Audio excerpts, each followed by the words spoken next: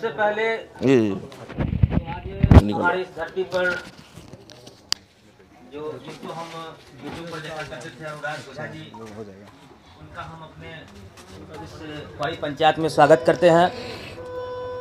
और सही बात इन्होंने कहा अभी आप तमाम लोगों के बीच कि आंख खोल के देखिए, अपने घर के अंदर भी आंख खोलिए, समाज के अंदर भी आंख खोलिए, इस राज्य के अंदर भी आंख खोलिए और पूरे देश की जो परिस्थिति अभी है वो आंख खोल के देखने की जरूरत है। आंख बंद करके लगातार हम तमाम लोगों ने देखा कि इस देश में, साथी आफ्ताब जी ने रखा कि 3 तारीख का जो रैली था, वाकई 3 तारीख की रैली को मोदी जी देख करके उनका भी पसीना छूट गया होगा कि इस पटना के धरती पर पूरे पटना को 3 दिन तक अस्त व्यस्त कर देने वाला जो भीड़ था। और हम तमाम नौजवानों को खास करके सोचना होगा, जब भी इस देश के अंदर क्रांति आई है, आपको याद होगा कि किसी जमाने में अंग्रेज ने हमारे देश को गुलाम किया था, हमारे देश पर कब्जा कर लिया था, तो उसने उस समय में ईस्ट इंडिया कंपनी इस देश के अंदर लेकर के आया और उसने देखा कि हमको हिंदुस्तान में कैसे कब्जा करना है, हिंदुस्तान पर हुकूमत कैसे करना है।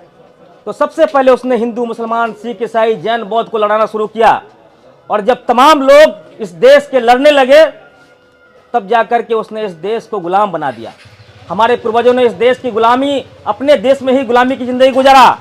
और जिस दिन इस देश के नौजवानों ने सोचा, इस देश के नौजवानों ने देखा कि हिंदुस्तान हमारा है और ये बाहर मुल्क के लोग आकर के हमारे देश पर कब्जा कर रहे हैं, और तमाम जब हिंदू, मुस्लिम, सिख, ईसाई, जैन, बौद्ध पूरे देश के नौजवान एक प्लेटफॉर्म पर आकर लड़ना शुरू किए, तो आप तमाम लोगों को इतिहास में आपने पढ़ा होगा कि अंग्रेजों को यहाँ से खदेड़ दिया गया, इस नौजवानों के द्वारा खदेड़ दिया गया। आज फिर एक बार इस देश के अंदर, इस देश को गुलाम बनाने की साजिश चल रही है, इस देश से संविधान समाप्त करने की साजिश चल रही है, इस देश से लोकतंत्र समाप्त करने की साजिश चल रही है। इस साजिश के खिलाफ भी यहाँ के नौजवानों को ही लड़ना पड़ेगा, आप तमाम लोगों को लड़ना पड़ेगा। तभी जाकर के हम एक बार फिर, हमने कहा था कि हम हिंदुस्तान के, आजाद हिंदुस्तान के अंदर आजादी की लड़ाई लड़ रहे हैं, बिल्कुल लड़ रहे हैं आजादी की लड़ाई। आज आपने अनुराग ओझा जी से सुना कि किस तरीके से इस सरकार ने, जो अंग्रेज ने लागू नहीं किया था, कि हमारे पढ़ाई लिखाई के सामान पर टैक्स लगा रहा है, खाने पीने की वस्तु पर टैक्स लगा रहा है। यह अजीब हिंदुस्तान के अंदर हिटलरशाही सरकार, जो अंग्रेज भी जुल्म करते थे, उससे ज्यादा जुल्म हो रहा है। आज हम देख रहे हैं कि उन्होंने कहा था 2014 से पहले मोदी की सरकार की भाजपा की पार्टी ने कहा था, मोदी सरकार ने कहा था कि हमारी सरकार बनी तो हम देश के अंदर तमाम नौजवानों को रोजगार देंगे, तमाम खाली हाथ को काम देंगे। हमारी सरकार बनी तो आज महंगाई चरम सीमा पर है, हम महंगाई को नीचे लाने या काम करेंगे। हमारी सरकार बनी तो जो महिलाएं आज असुरक्षित महसूस कर रही हैं, उनको हम सुरक्षा देने का काम करेंगे। हमारी सरकार बनी तो जो किसान जो आज सड़क पर लड़ रहे हैं, उसे आमदनी को हम दोगुना करने का काम करेंगे। लेकिन हम तमाम लोगों ने देखा इस 10 साल के अंदर में कि जो भी वादा नीति भाजपा की मोदी सरकार ने किया था, तमाम वादों पर उनके विफल साबित हुए हैं। किसान आज सड़क पर लड़ रहा है, दिल्ली आने के लिए, दिल्ली कूच करने के लिए तमाम जगहों को सील कर दिया गया है। हमने नारा दिया था कि अडानी अंबानी से यारी और देश से गद्दारी, अडानी अंबानी से यारी और किसानों के साथ गद्दारी नहीं चलेगा। आज अब अडानी अंबानी के लिए लाल कालीन बिछा रहे हैं उनको रास्ते पर, और किसान जब दिल्ली आने, अपनी मांगों को लेकर दिल्ली आ रहे हैं, तो उनके लिए कीड़े और कांटे बिछाए जा रही है। ये अंग्रेज हुकूमत से भी शासक हिंदुस्तान के अंदर चलाया जा रहा है। हम तमाम लोगों को इस पर गौर करना पड़ेगा और नौजवान की जिम्मेवारी है, नौजवान की ये तमाम हिंदुस्तान के नौजवान अगर जाग जाएंगे। आज ये रोजगार के सवाल पर हमने देखा कि मोदी की सरकार ने कहा था कि हम प्रतिवर्ष, जो साथी में रखा भी है, कि हम रोजगार देंगे। हमने देखा कि नोटबंदी, जीएसटी, तमाम तरह के फालतू का कानून ला करके जो लोग रोजगार में थे, जो छोटा मोटा व्यवसाय कर रहे थे, हमने देखा कि तमाम लोगों का रोजगार छिन गया है। और सरकार का रिपोर्ट है कि कई करोड़ लोगों का रोजगार चला गया है। आज इस देश विकट परिस्थिति से गुजर रहा है साथियों, और इसको पटरी पर लाने के लिए हम तमाम लोगों को मेहनत करना पड़ेगा। जिस तरीके से हम अपने घर में, अपने घर को अच्छा वातावरण बनाने के लिए, घर का माहौल अच्छा बनाने के लिए काम करते हैं, उसी तरीके से इस देश की भी जो विकट परिस्थिति है, उसे परिस्थिति से निकालने के लिए हम तमाम नौजवानों की जिम्मेदारी बनती है कि हम तमाम लोगों को लग करके, मिल करके इसको निकालना पड़ेगा। तभी जाकर के हमारा देश, जो सोने की चिड़िया कहे जाने वाला देश था, आज हमारे हिंदुस्तान के अंदर आप देख रहे हैं कि भाजपा की सरकार जब से आई है तो सबसे बड़ा काम उसने क्या किया है, डिवाइड एंड रूल। हिंदुस्तान जिस तरीके से अंग्रेज ने बांटा था हिंदुस्तान के हिंदू मुसलमान सिख ईसाई को, ये भाजपा की सरकार भी पूरे देश के अंदर आज ये लोगों को डर लग रहा है। आज मुसलमान सफर करने में डर रहे हैं कि हम जाएंगे कहीं हमको कोई पागल सन की गोली मार न दे। हिंदू जो अंधभक्त चश्मा पहने हुआ है हमको ट्रेन में गोली मार के, जिस तरीके से आपने देखा है, तमाम लोगों को जानकारी है। कभी बीफ के नाम पर कहीं हमको फ्रिज में गौ मांस के नाम पर कहीं जान न मार दे। ये डिवाइड हमने पहले देखा था। हिंदुस्तान 2014 से पहले जो हमारा हिंदुस्तान था वो हम दीपावली छठ में हम हिंदू भाई क्यों जाते थे और ईद बकरीद में हिंदू भाई हमारे घर आते थे, दावत खाते थे। आज तो हम देख रहे हैं कि स्थिति इस तरीके से हो गई है, लग डर का माहौल बना हुआ है पूरे देश के अंदर। इस डर के माहौल से हम तमाम लोगों की जिम्मेदारी है कि देश को निकालना पड़ेगा। और हम तो सुनने आए थे अनुराग ओझा जी को, जिनको हम लगातार यूट्यूब के माध्यम से देख रहे थे और बड़ी अच्छी बात करते हैं।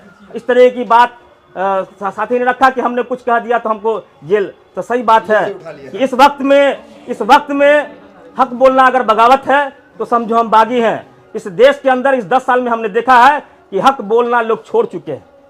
हक बोलने से लोग को डर लग रहा है। लेकिन हम धन्यवाद देना चाहते हैं ओझा जी का, जो लगातार सड़क पर रह करके हक की बात कर रहे हैं। आज आप हक बोलिएगा जेल के अंदर बंद कर दिया जाएगा।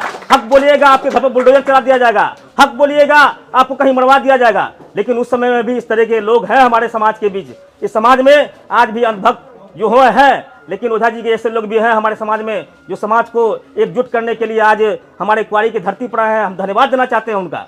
और तमाम लोग, बिल्कुल सही बात है कि इस देश के लिए लड़िए। इस देश के जो अखंडता था, पहले गंगा जमनी तहजीब थी, हिंदू मुस्लिम सिख ईसाई आपस में है भाई भाई, ये नारा कहाँ चला गया? ये नारा हिंदुस्तान से समाप्त होता दिख रहा है। और जो मोदी जी ने कहा था कि बहुत हुआ बेरोजगारों के साथ अत्याचार, अब की बार मोदी सरकार, और हमने देखा कि 10 साल में लोग बेरोजगार हो गए। जो रोजगार में थे उनका रोजगार कहाँ है?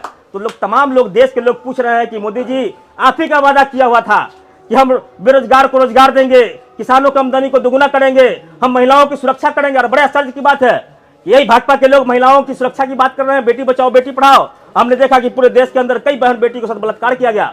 और उस बलात्कारी जो भाजपा के लोग थे, वो बलात्कारी के पक्ष में भाजपा के लोग झंडा लेकर निकल रहे हैं।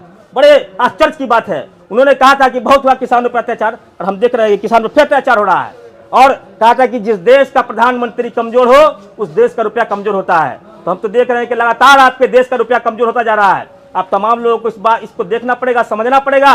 और फिर एक बार पूरे देश के नौजवानों को एक जगह, एक प्लेटफॉर्म पर आना होगा। और एक अभी चल रहा है प्रोग्राम आपको दिल्ली में, कोई वकील साहब है जो ईवीएम के खिलाफ लड़ रहे हैं। और ये भी लड़ाई बहुत जबरदस्त लड़ाई है। इस लड़ाई के खिलाफ भी हम लोगों को लड़ना पड़ेगा। ये ईवीएम की लड़ाई, आप तमाम लोग जानते हैं कि इलेक्ट्रॉनिक में गड़बड़ी हो सकता है, उसमें कंप्यूटर में, सॉफ्टवेयर में किसी तरीके से कोई मामला करके सेट कर लिया जाता है और चोर दरवाजे से सरकार बना लिया जाता है।